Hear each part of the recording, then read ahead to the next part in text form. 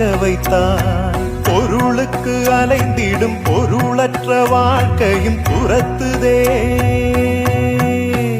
உன் அருள் அருள் அருள் என்று அலைகின்ற மனம் இன்று பிதற்றுதே.